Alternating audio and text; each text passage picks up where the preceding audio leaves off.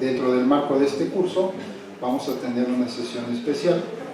Pero antes de continuar, como todos los días que estamos todos dentro del auditorio, debemos escuchar la siguiente indicación que la Unidad de Protección Civil del hospital nos pide, dado que somos un hospital denominado como hospital seguro, debemos acatar la siguiente recomendación. En caso de que sonara la alarma sísmica o que hubiera una emergencia dentro del hospital, se nos indicará evacuar el mismo y entonces nosotros dentro del auditorio, la mitad de los asistentes hacia adelante, deberemos salir junto con el profesor del podio por esta puerta marcada con una flecha beige en un fondo verde.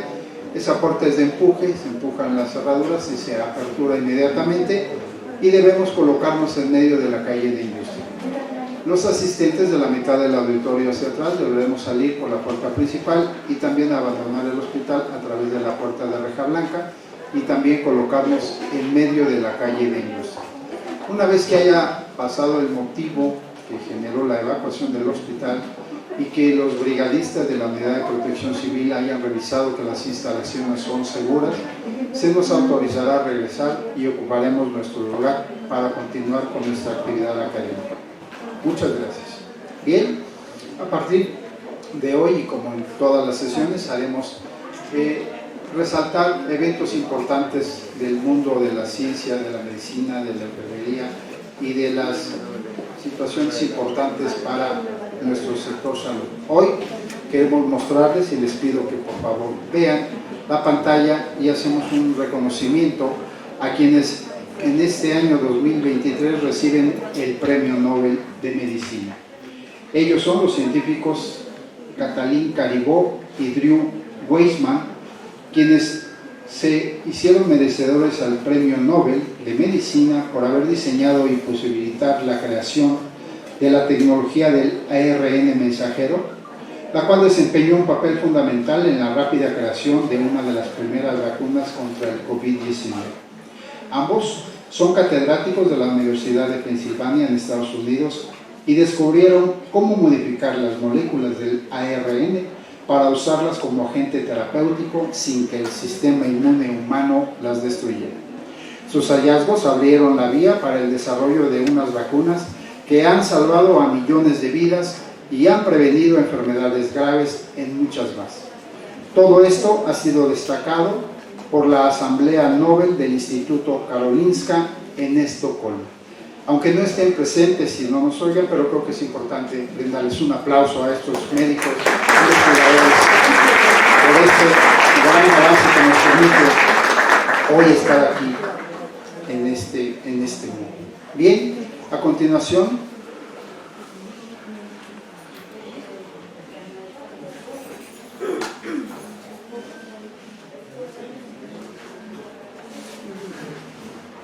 tendré el gusto de presentar a nuestro profesor de esta sesión general académica. Es un gusto tenerlo en este foro.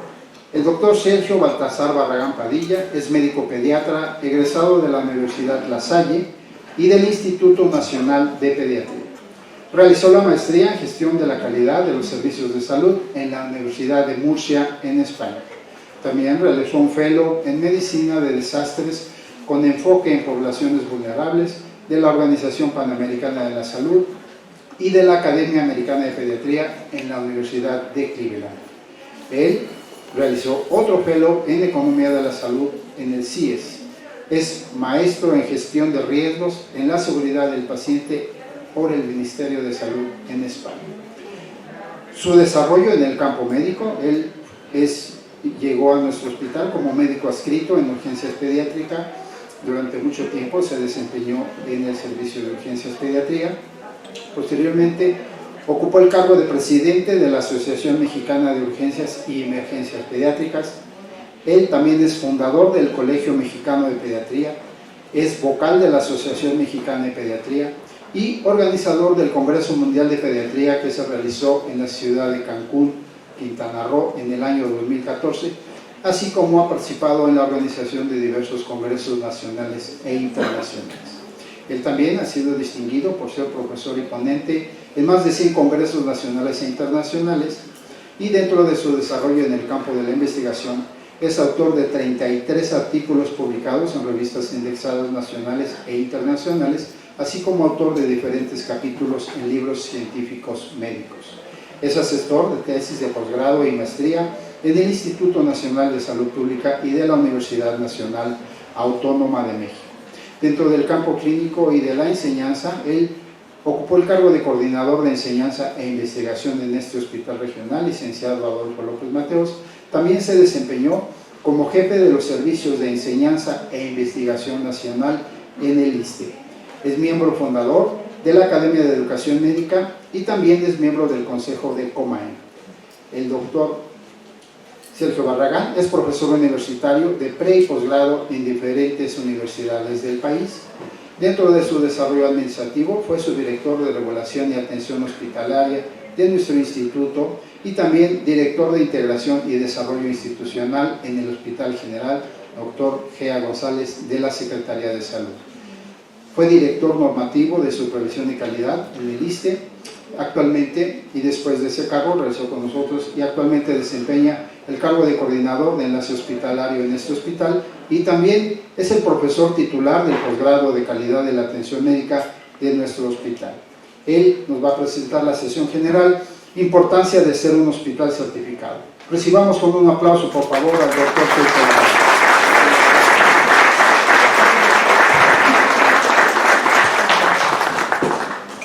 Gracias por la invitación, doctor Félix, muchas gracias por la invitación, y es un gusto regresar a este podio, a platicar en esta mi casa. Es que hacer una aclaración, no uso un template institucional porque voy a expresar muchas de mis opiniones, no tanto institucionales, ¿sí? ¿Por qué es importante la certificación hospitalaria?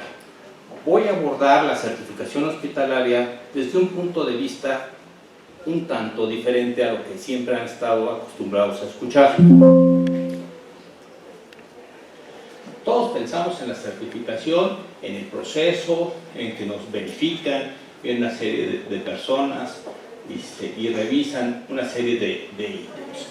Pero revisan un hospital, auditan, verifican, certifican, el término que quieran, un hospital, ¿sí? Entonces necesitamos saber y enfocarnos en qué medio estamos. ¿Qué es un hospital?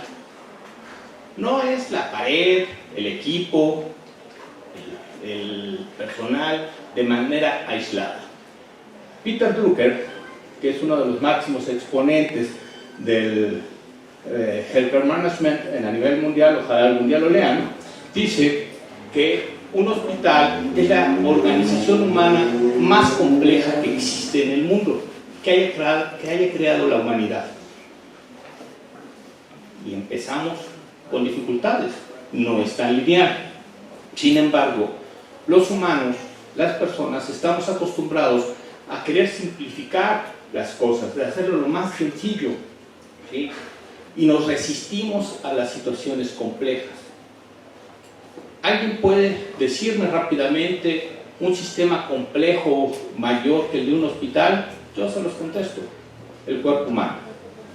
El cuerpo humano es todavía más complejo que un hospital. Sin embargo, en la atención médica siempre buscamos la correlación causa-efecto. Y entonces nos vamos a una manera muy sencilla de la solución, ¿sí? Y en la formación como profesionales del área de la salud, siempre pensamos en el trato directo con el paciente, con la persona, y en nuestra cabeza pensamos que solucionamos la problemática. Es una manera muy lineal de poder atender y resolver la problemática que tenemos enfrente. A todos les puse la cita para que no me acusen de plagiar. Está de moda, ¿no? Entonces, todos tienen sus citas, y aquí lo tienen. Y en la medicina recurrimos al reduccionismo. Es una forma en que nos enseñaron, ¿sí? Es la forma en que cuando vemos todo tan complejo, buscamos la forma más sencilla de hacerlo, ¿sí? Cuando el cuerpo humano tiene tantas partes, lo hacemos sencillo, o queremos hacerlo sencillo y creamos las especialidades médicas para fraccionar el cuerpo humano. Entonces yo voy al cardiólogo, me escucha el corazón, me toma la presión y a veces me toma electro y me dice, ahí vas, ahí la llevas, aguantas un ratito. ¿Sí? Cuando tuve litiasis renal, fui al nefrólogo, ni me revisó, ¿sí? Me prescribió y ahí la llevo. Nos hemos fraccionado, nada más que en la medicina la suma de las partes no es igual al todo. En este momento ustedes tienen un pensamiento y seguramente están pensando de qué nos está hablando este cuate, ¿no? Sí, pero si yo empiezo a buscar en cada una de sus neuronas, en ninguna voy a encontrar el pensamiento. Es una visión de todo, es algo más complejo, ¿sí? Perdón.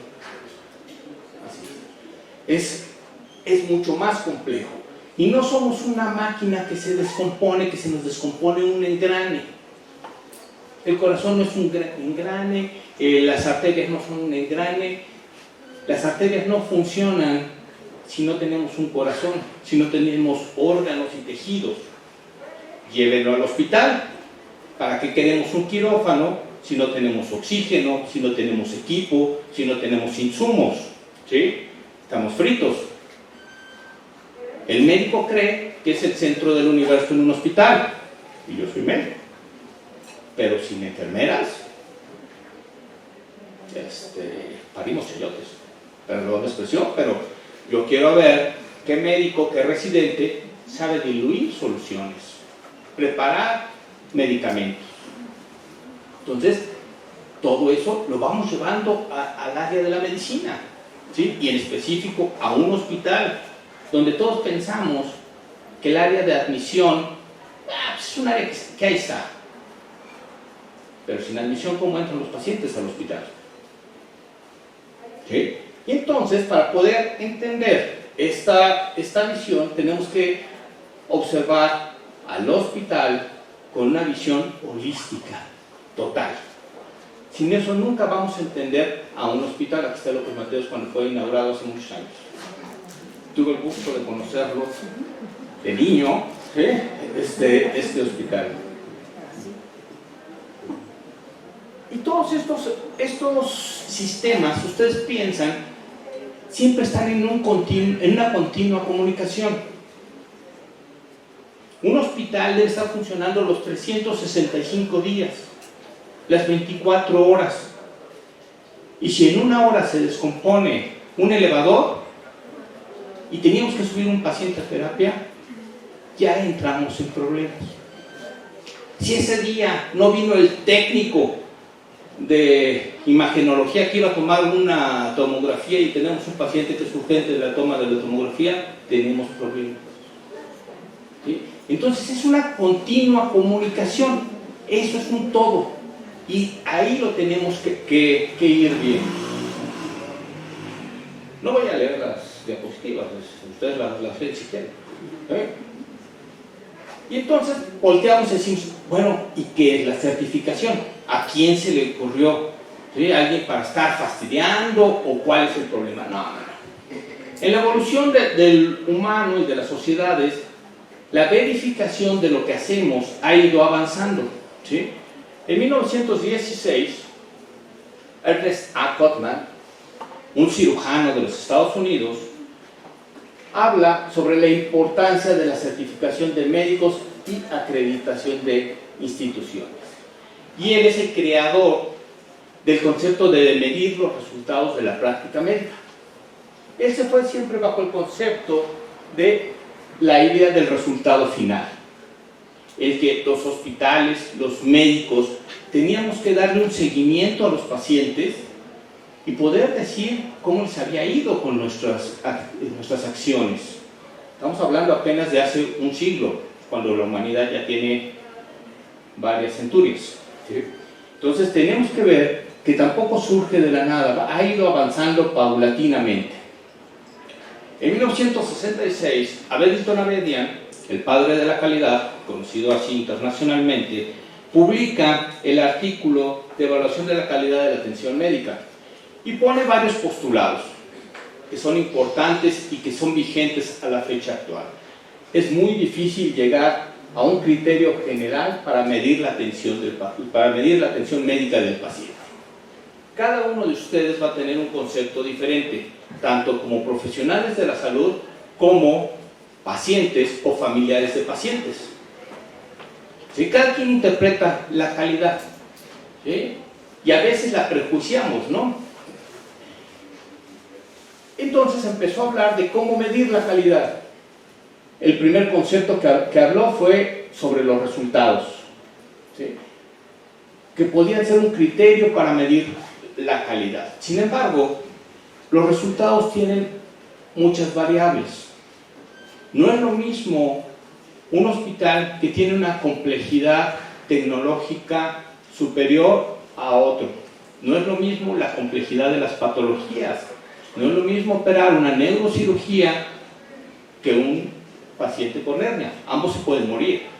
Pero es muy difícil valorar nada más por resultados. Entonces, se empezó un debate grande y ahí también empezaron a postular los procesos para medir la calidad. ¿Cómo se van a hacer las cosas para llegar al resultado? Fíjense que ninguno de los dos conceptos habla sobre el conocimiento médico y la interacción con el paciente. ¿Sí? En ninguno de los dos, pero bueno, ahí ya hablábamos con Avedis Donavedia en 1966. Yendo un poco atrás, en 1951, en los Estados Unidos se forma la Comisión Mixta de Acreditación Hospitalaria, que fue la organización madre de la Joint Commission que actualmente funciona. En 1953 genera los criterios, los estándares por los cuales se certificaba una unidad hospitalaria y abordaba las diferentes áreas de los hospitales. En México,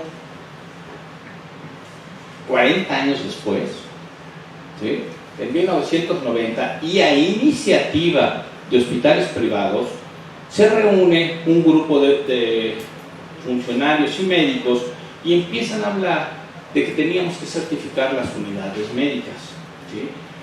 Empezaron a hacer trabajos que concluyeron finalmente en 1992 en el Instituto Nacional de Salud Pública, donde se define que México debería de contar con una comisión mexicana, ¿sí?, para la certificación de hospitales, y se definen 4 rubros que hasta la fecha están vigentes para poder plantear modelos de certificación hospitalarios, que es la definición y función básica del hospital, es decir, qué servicios debe tener, debe estar abierto las 24 horas, debe de tener un servicio de urgencias, debe tener personal las 24 horas con competencias, ¿sí? Define los derechos, responsabilidades y obligaciones de los pacientes.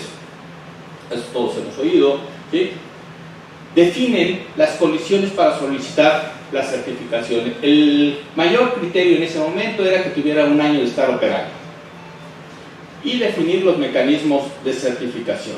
Asimismo, postulan 2 pilares para la certificación en 1992, que debería de garantizar la prestación de servicios de salud en los hospitales, con calidad mediante estándares previamente establecidos. Pero algo muy importante, que ya se hablaba desde ese entonces, ¿sí?, incorporar al personal en una tarea continua de actualización. ¿Cuántas personas desde que salieron de su formación no se actualizan? Lo dejo al aire. El doctor Rivero Serrano, espero que todos lo conozcan, el rector de la UNAM, hizo varios enunciados en una ponencia en la Academia Nacional de Medicina.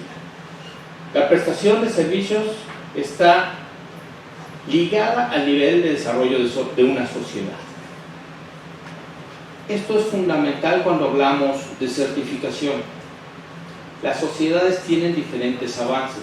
En nuestro país, la variabilidad en el desarrollo de las sociedades es bien diferente. Váyanse a la sierra de cualquier parte del país, no digo estados para que cada quien lo imagine, y comparen con este hospital. Tengo la fortuna de conocer todos los hospitales del ISSSTE y todos los hospitales del IMSS Bienestar. Ninguno es igual a otro. Cada hospital tiene sus peculiaridades. Entonces, eso nos da dificultades muy serias a la hora de certificar. Pero este enunciado que hizo el doctor Rivero es fundamental. Siempre la calidad va a depender de los prestadores de servicios. Un prestador de servicio va a hacer la diferencia en que sea de gran calidad o no lo sea de calidad. No necesitamos tener toda la tecnología en la mano, todo el dinero de la mano para decir buenos días, mirar al paciente a los ojos, dirigirse por su nombre, no por el gordo de allá adelante, por el del apéndice de la 55, por la gritona de la 38. ¿Sí? Eso no requiere más, eso requiere humanidad. ¿Por qué hablamos de certificación o acreditación? Si ustedes leen la literatura internacional, prácticamente en todos lados hablan de acreditación. En México hablamos de certificación y no tiene mucho debate, ¿sí? Simplemente la legislación mexicana define certificación como el procedimiento mediante el cual se asegura que el producto, proceso, sistema o servicio se ajusta a las normas, tanto nacionales como internacionales. Por eso, en México hacemos certificación. Pero me van a decir, pero también teníamos acreditación. La acreditación se formó para validar las competencias de los servicios que se otorgaban al Seguro Popular. Aquellas instituciones que querían dar servicio a Seguro Popular tenían que entrar a una acreditación, que era una acreditación de un proceso. ¿Sí? Yo voy a hacer cirugía de lentes intraoculares, de catarata y colocación de lentes, entonces simplemente me certificaba en eso, que tuviera el personal, el equipamiento y los medicamentos y me acreditaban en eso. Esa es la diferencia que hay entre certificación y acreditación. En México manejamos certificación. Y entonces en el proceso de certificación tenemos como responsable de la certificación hospitalaria al Consejo de Salubridad General, el cual genera un modelo de evaluación de la calidad. Un modelo que ha sufrido cambios,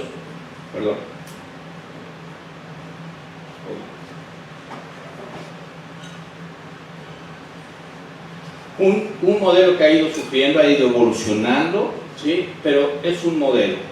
Para aquellos que estábamos aquí en 1998, que ya veo pocos, ya quedamos pocos aquí, y que fue certificado este hospital por primera vez, recordamos cómo fue. ¿Sí? Un día antes de la certificación nos avisaron que teníamos que tener protocolos de atención médica, y el doctor Villarreal era mi jefe, el doctor Eduardo y yo estábamos ahí descritos, y un día antes nos pusimos a hacer los protocolos de atención médica para certificar al día siguiente, y nos certificaron. ¿Sí? Posteriormente se certificó este hospital en el 2005, ya bajo los criterios de los estándares del Consejo de Salubridad General, y finalmente en el 2018.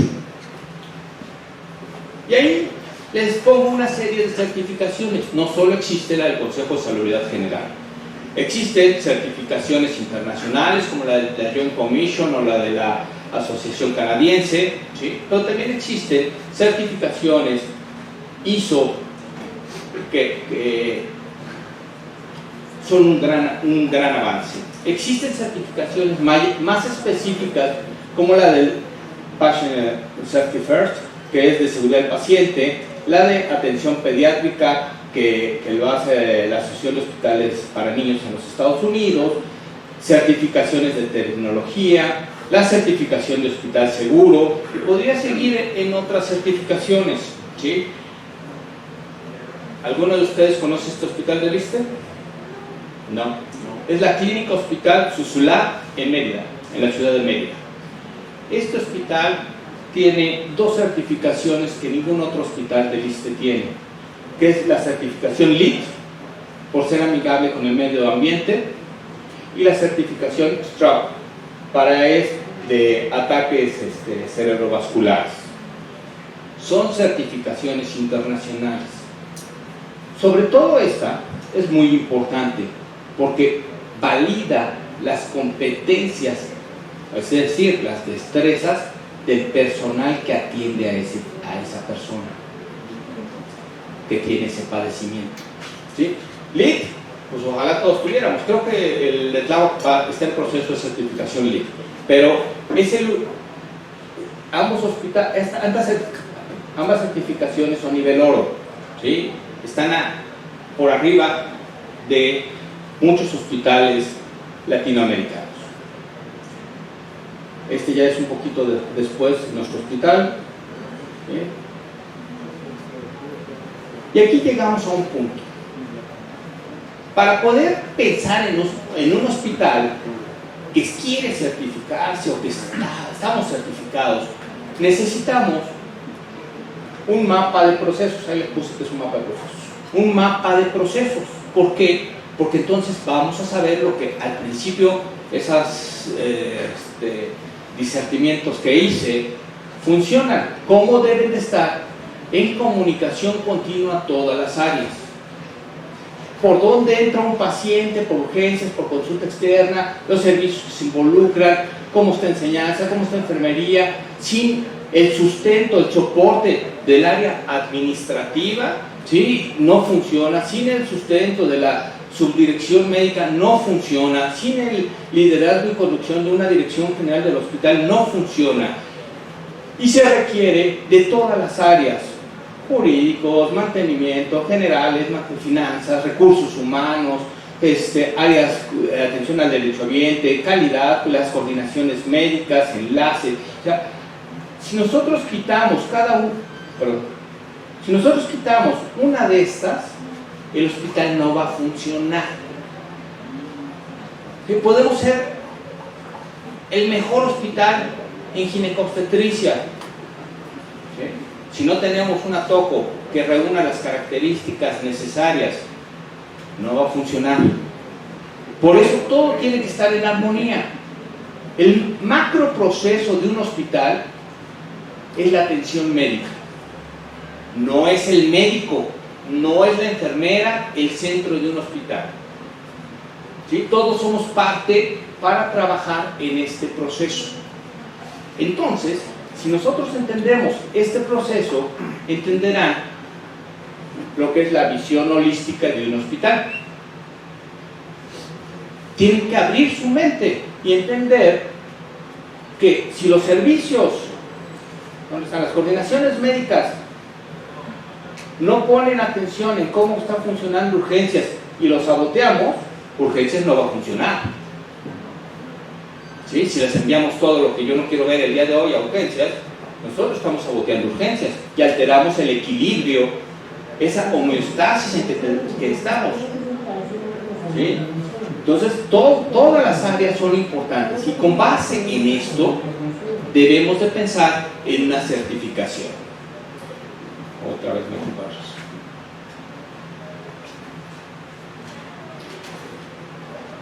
Me gustaría que alzaran la mano. ¿Quién sabe qué es todo esto?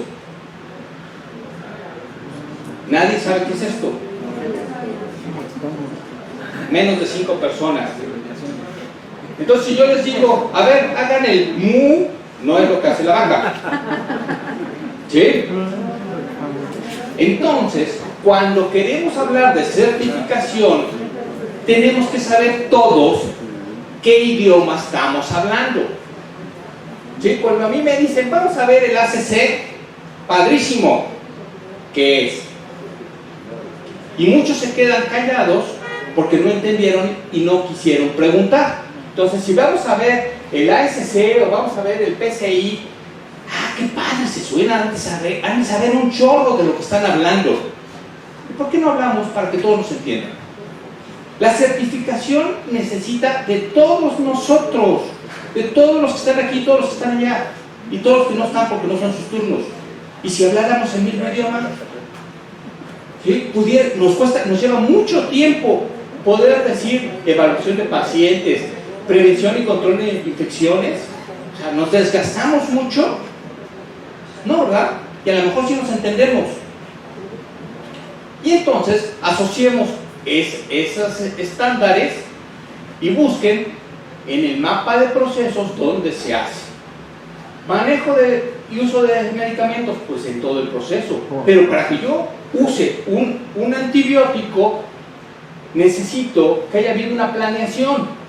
¿Sí? Y aquí está la coordinación de planeación. Para que la subdirección administrativa, a través de sus coordinaciones, lo haya adquirido. Porque si yo no le digo al subdirector de administración que yo voy a requerir ceftriaxone, pues a lo mejor me compra mi Impenel. Entonces tiene que haber comunicaciones, no son magos, no son adivinos, ¿sí? Y así vamos en cada una de estas. Si yo necesito, ¿dónde está la de recursos humanos? Por algún lado tiene que estar, ¿sí? Si yo no le digo a recursos humanos que yo necesito X, Y y Z personal en estos turnos, los va a mandar al turno que a ellos se les ocurra, ¿sí? Y así podemos ir asociando. Entonces, la certificación sí tiene vinculación con la operación diaria del hospital. No nada más es un papelito que vamos a obtener.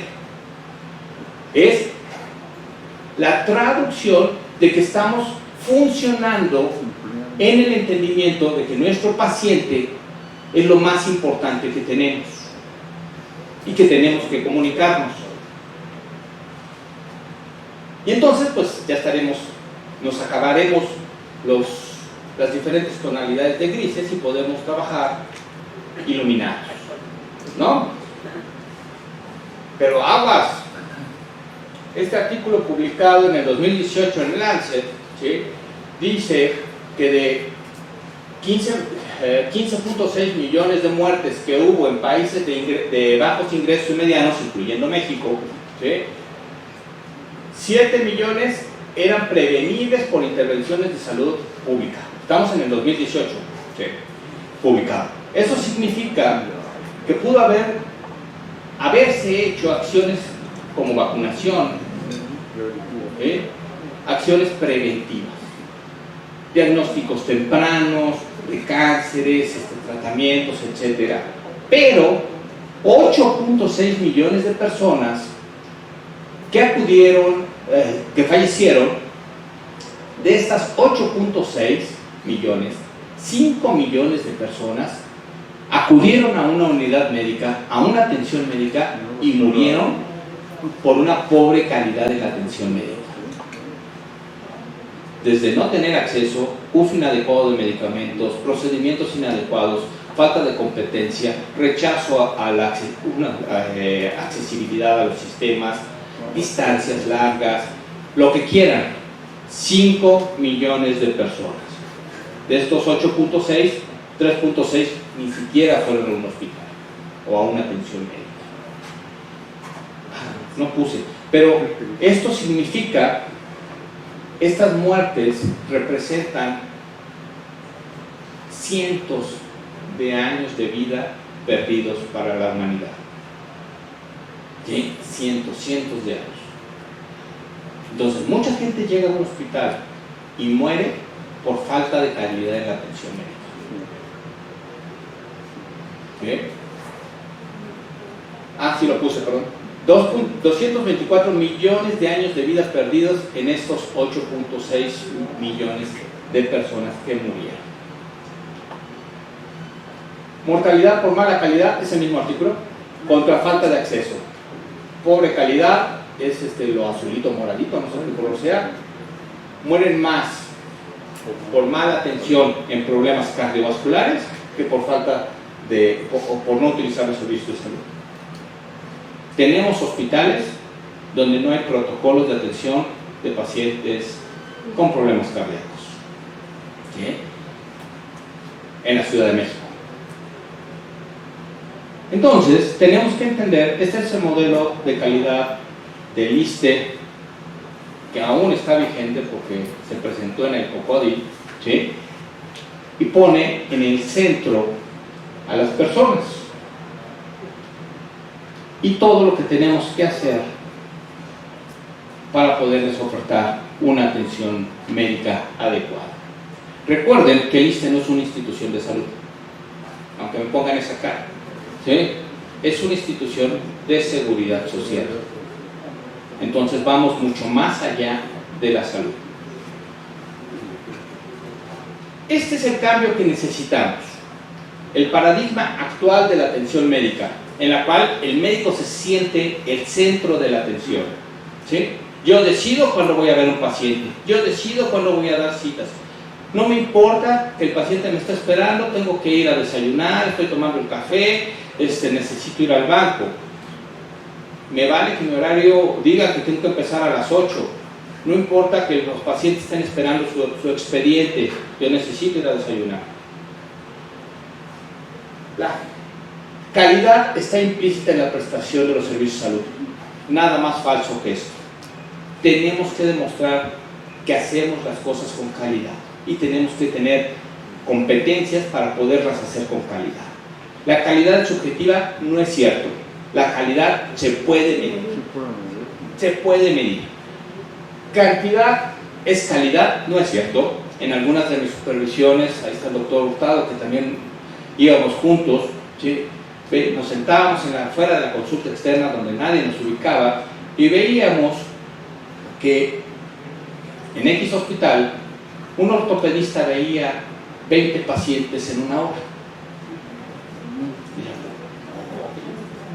Veía literalmente, ¿no? O sea, yo creo que no exploró a ninguno.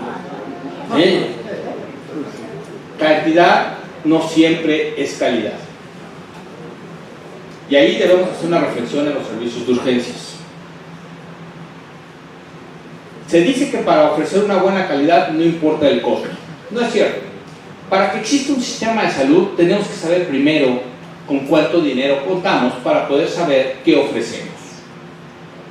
Yo no puedo ofrecer medicina desarrollada genómicamente a cada uno de mis pacientes porque me va a costar el tratamiento más de 10 millones de pesos anuales por cada uno. Hacer su insulina personalizada, o sea, no voy a gastar 15 millones de pesos en cada persona. Entonces sí tenemos que saber que cada abatelenguas que ustedes usan en un consultorio, que cada punzocar, que cada medicamento cuesta e impacta la atención de todos los pacientes. El paciente no tiene derecho a voz porque yo hago lo correcto.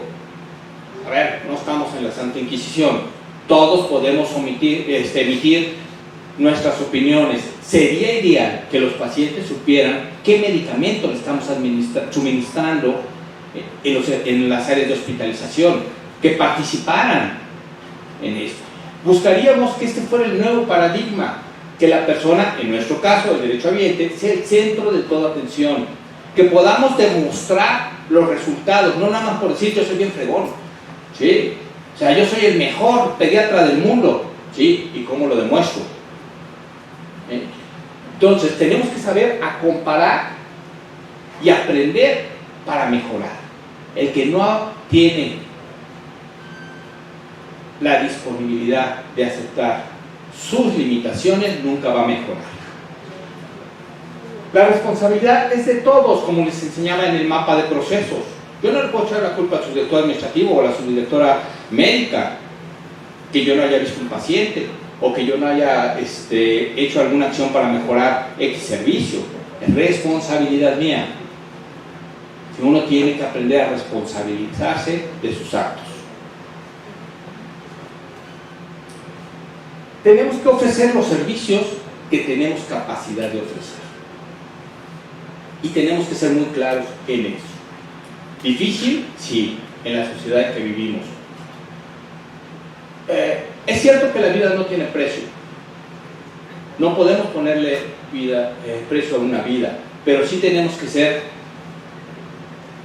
razonables en la utilización de insumos. Supongo que todos ustedes han visto el programa de House. ¿Alguna vez han pensado cuánto cuesta toda la atención que en un capítulo esta persona prescribe, indica a uno de sus pacientes?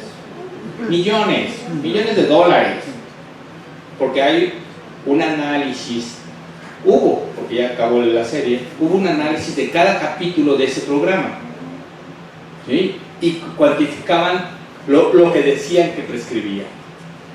Y algo muy importante, el paciente es capaz de participar en las decisiones de su atención médica.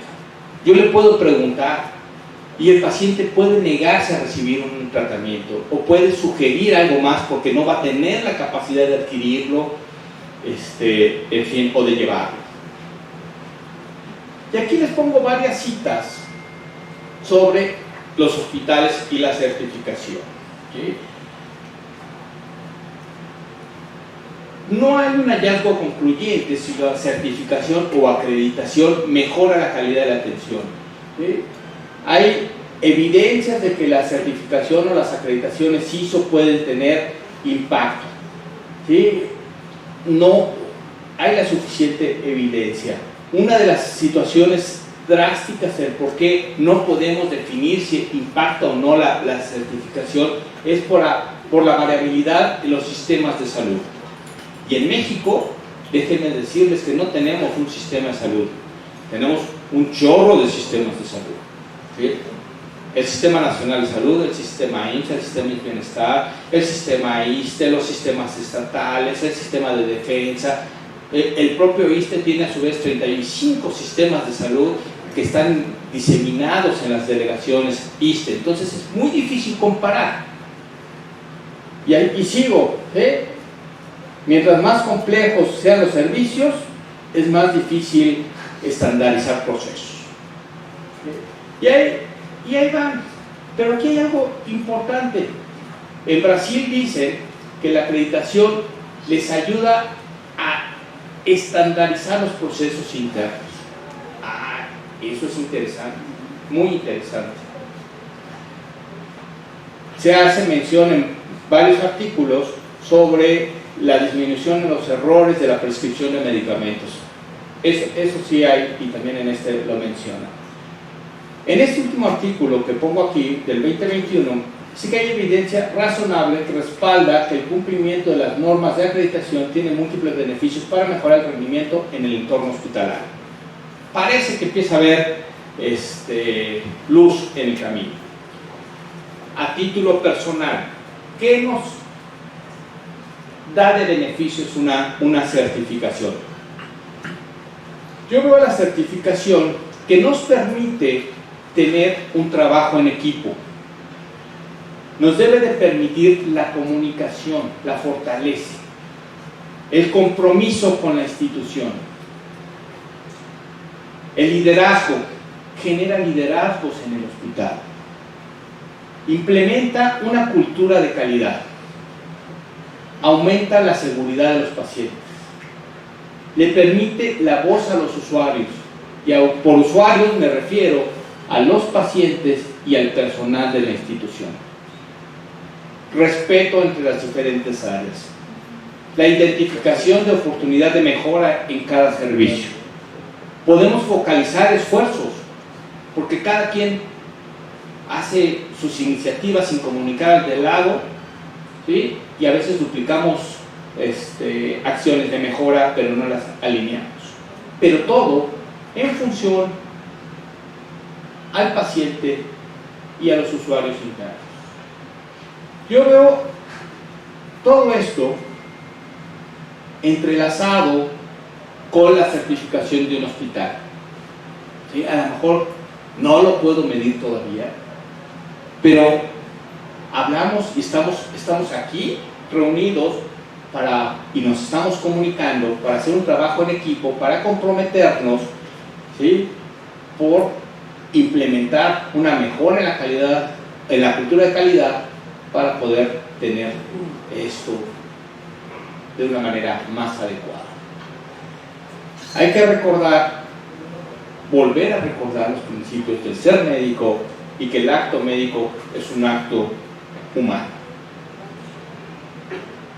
Hace tiempo, en una entrevista a una antropóloga, Margaret Mead, le preguntaron que cuál era el primer signo de civilización en la humanidad.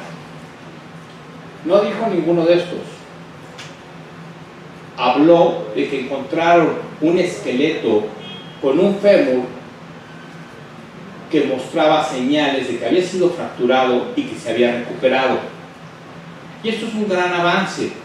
En el reino animal, cuando un animal se fractura y ya no puede depender de sí mismo, normalmente fallece.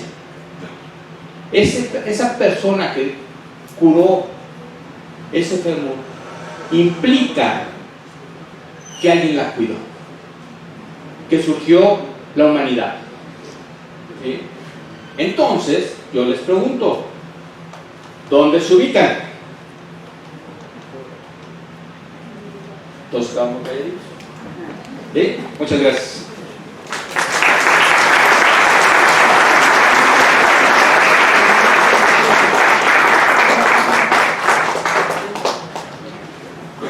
Gracias, doctor Barragán, por esta excelente conferencia. ¿Alguien quiere hacer algún comentario o pregunta para nuestro profesor? ¿Quién? La doctora Flor. Doctora. Doctor, gracias por su presentación. Siempre es un placer escucharlo. Ciertamente los procesos de certificación nos resulta a veces complicado comprenderlos, ¿sí? Y celebro ampliamente que usted ponga en el centro al paciente, porque en una buena cantidad de las veces de la práctica clínica en hospitales altamente tecnificados, en donde el paciente no es el centro, estamos muy preocupados por los procesos que no por el paciente. Entonces celebro ese comentario y ponerlo así. Si usted recuerda, el Plan Nacional de Salud, cuando Mercedes Juan fue la secretaria de Salud, lo puso en todo el Plan Nacional de Salud, el modelo centrado en el paciente. Sin embargo, eso requiere de una metodología específica, ¿sí? No es un eslogan, es una forma de trabajo, ¿sí? Que requiere de un entrenamiento específico. Entonces, lo quiero mencionar porque así es, requiere de un entrenamiento específico.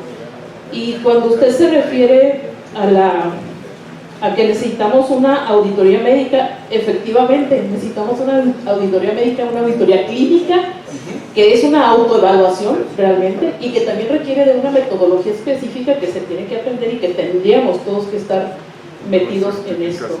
Es importante mencionarlo porque creo que cada uno de nosotros, de los que estamos aquí, no solamente, como dice usted, es tener la competencia, sino demostrarla y ejercerla, ¿sí?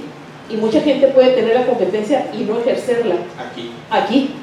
Y entonces tenemos un hueco enorme que redunda en la atención del paciente, en el cuidado del paciente, ¿sí? Y aquí habría mucho que decir sobre esa última diapositiva, que es la antropología del cuidado, ¿sí? Que es toda una materia, la antropología del cuidado. Y creo que lo que nuestros residentes tienen que aprender y que nosotros mismos tenemos que tener como tatuado en el engrama cerebral de cada uno de nosotros, es que para un paciente, para cada paciente, tenemos un hospital completo para ese paciente. O sea, que ese paciente se tiene que ver beneficiado de todos los recursos que este hospital tiene, solo para este paciente, y para el que sigue, y para el que sigue, y para el que sigue. Entonces, creo que esa forma de ver esta complejidad nos ayudaría. Esto quiere decir cómo interactuamos unos con otros, o sea, cómo como sistema interactuamos unos con otros, nos entendemos unos con otros, sabemos qué estamos haciendo todos y lo ponemos a disposición de un sujeto o de un grupo de pacientes que requieren, que tienen necesidades específicas. Entonces, pues, creo que su plática es una invitación a que funcionemos como sistema, doctor, y que nos comuniquemos de mucha mejor forma. Exactamente, doctora, yo creo que ese es el punto, ¿sí? Y opté por esta disertación porque veo mucho joven que tiene que entender que un sistema hospitalario se fundamenta en la comunicación, no en los egos individuales, ¿sí? Se fundamenta en el trabajo colectivo, en el empeño, pero va en función del paciente. Sí creo que las certificaciones a nivel mundial adolecen de entrar en la prescripción, en la decisión terapéutica de cada paciente. Las certificaciones, a grosso modo. No quise poner, por allá no meterme más en tema, las certificaciones sobre patologías específicas. De ortopedia, que hay muchas, de vascular periférico, que esas han demostrado un poco más de utilidad, porque sí analizan las decisiones terapéuticas que se toman sobre el paciente, no es a lo que a mí me late, sino fundamentadas, con medicina basada en evidencias bien realizadas, ¿sí? Entonces, sí creo que eso nos ayudaría en el hospital o en la institución, y así lo manifestamos en su debido tiempo, con acciones de auditoría clínica médica, ¿sí? Nos ayudaría mucho a validar eso.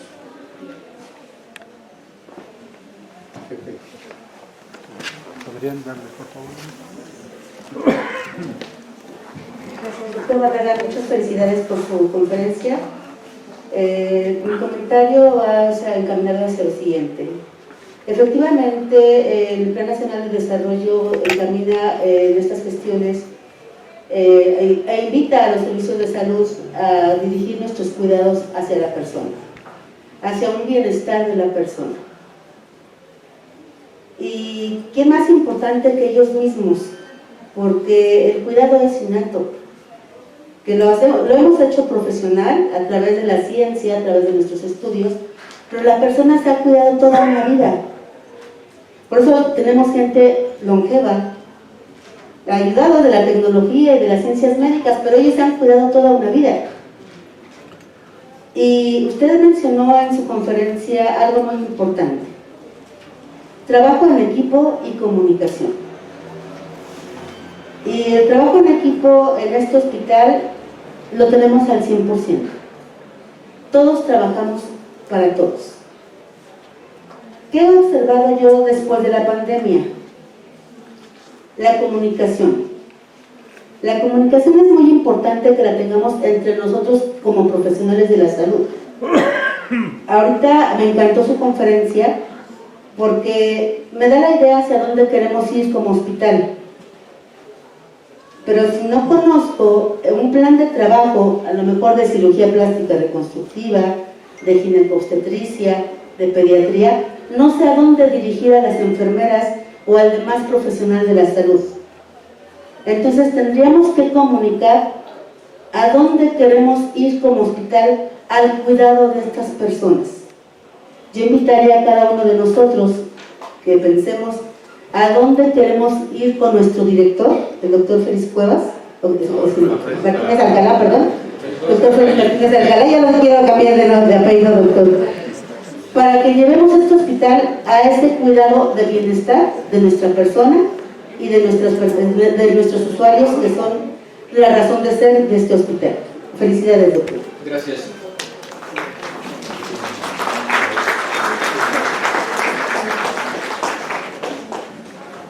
Felicitar ampliamente al doctor Barragán por su presentación. Yo creo que toda la experiencia que él tiene en administración de servicios de salud, pues es una gran ventaja que lo tengamos aquí, que está aportando todo lo que está haciendo para que el hospital mejore.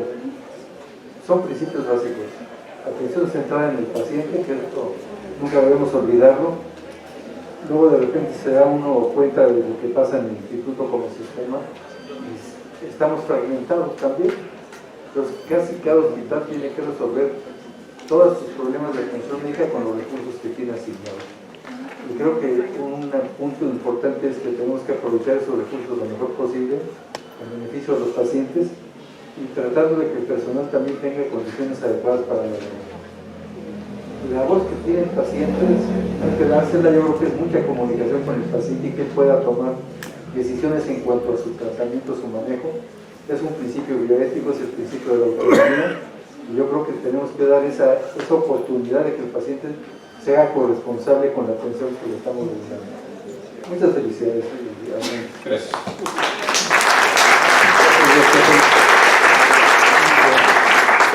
¿Alguien más quiere realizar la doctora Rodríguez?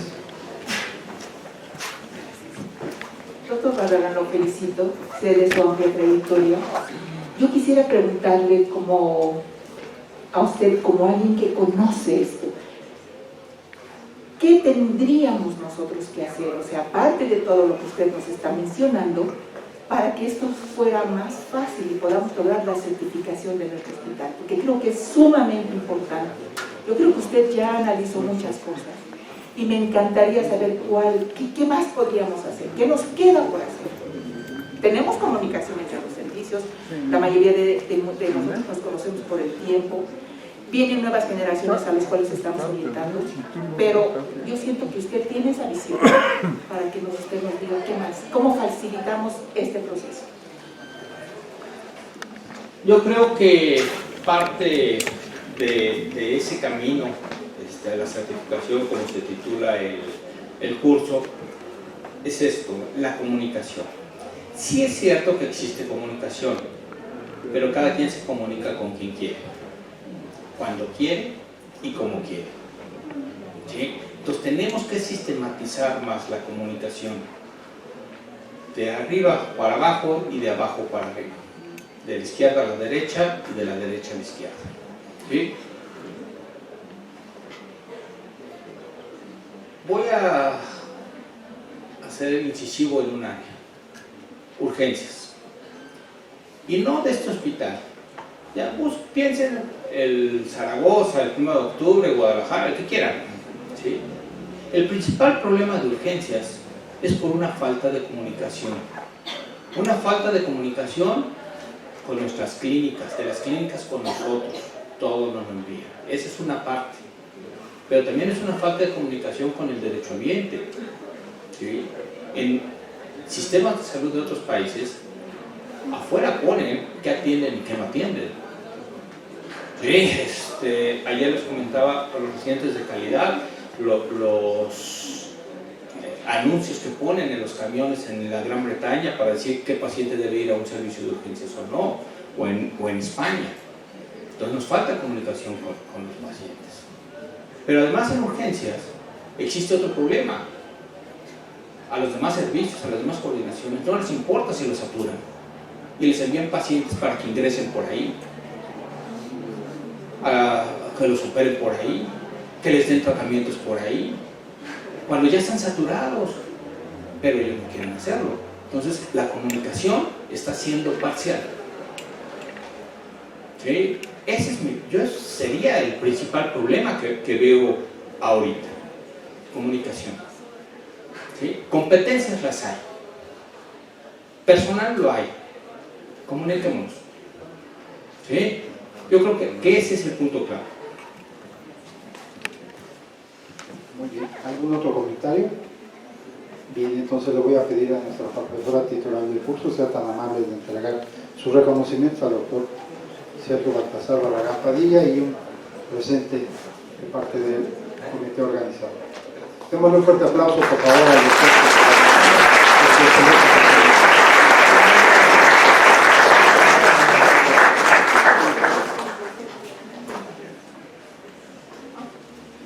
Bien, a partir de hoy, como una estrategia de un comportamiento responsable y ecológico, ya no vamos a dar constancias impresas a los asistentes, ya va a haber un código QR que estará habilitado desde las 7:30 de la mañana hasta las 8:15 para que quienes asistan a la sesión general escaneen ese código QR, llenen los documentos, los datos que pide ese código QR y después a vuelta de correo se les enviará su constancia digital para que si la quieren imprimir ya la tengan en su correo personal. A partir de hoy hacemos esa innovación ecológica como un hospital que es responsable con el planeta.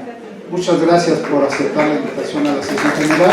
Quedamos con la continuidad de nuestro curso y pasen un excelente día. Muchas gracias.